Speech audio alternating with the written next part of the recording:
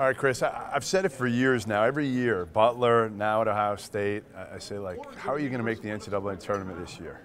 And you do it every single year. So how are you going to make the NCAA tournament this year at Ohio State? You lost your two best players. You don't have a lot back. We'll have to have guys step up in the major increased roles. I think we've got a freshman class that I'm excited about. We have Keyshawn Woods transferred from Wake Forest, and we have some returning guys, a lot of returning guys that were part of a winning team. But there are rightful questions about our group. Like we understand that. We all have to answer them, myself included.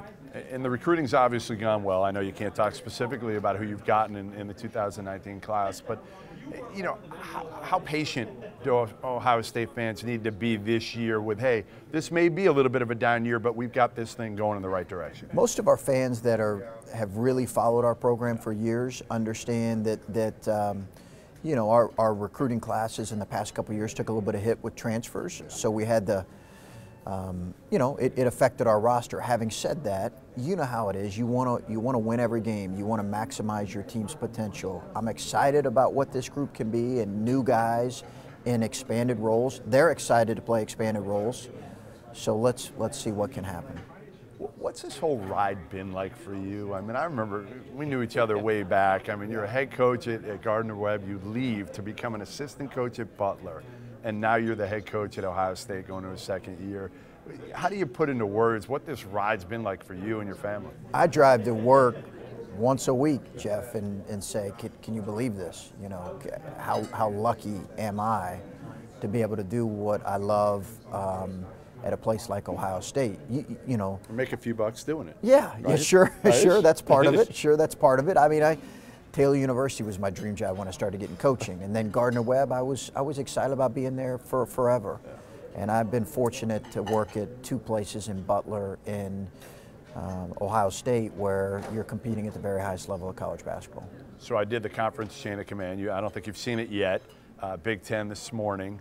And Ohio State checks in at number 3. Some people would be surprised about that a little bit. Behind, you know, Indiana, slight edge at 1 over Michigan State, then Ohio State, then Michigan. What makes Ohio State such a great job? I think it's all the things. By the way, I've seen your series a little bit. It's outstanding. I think it's really interesting for people who love college basketball to look at all that goes into making a job a job. I think that Thad really did elevate our job. Let's begin there. I think it's been a good job for a number of years. Thad elevated it and his staff, and all the players that came there. We have a fertile recruiting area within our radius of Ohio and the surrounding states. I think our people, our fan base loves, you know, they love Buckeye hoops. They love Buckeye sports. So I think all those contribute. It's a terrific university, outstanding education. It leads to an attractive product for recruits.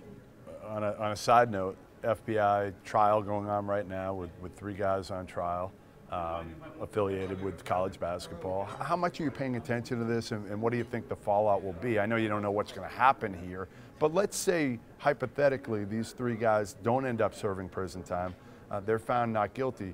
Do you at all worry, as somebody who's got a reputation of doing it very clean, that we'll go back to kind of what it was with college basketball? It won't instill that fear into some guys? Sure. I think I'm as anxious as anybody. We're all anxious, and anybody in my position would say they're not following. It's probably not being as truthful.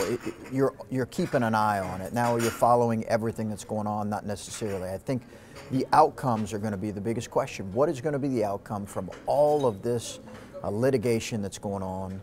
And then what is the NCAA then going to do? Yeah, there's the big question for me. My sense is that they're going to take action, and probably swift action. I don't base that on anything. That's not usually the NCAA's MO, though. Swift action. I think they have probably heard from enough people that something needs to happen. But again, until they can have concrete proof, you can't take action. Thanks a lot, Chris. Okay, great seeing you, Jeff. Yeah, awesome seeing you.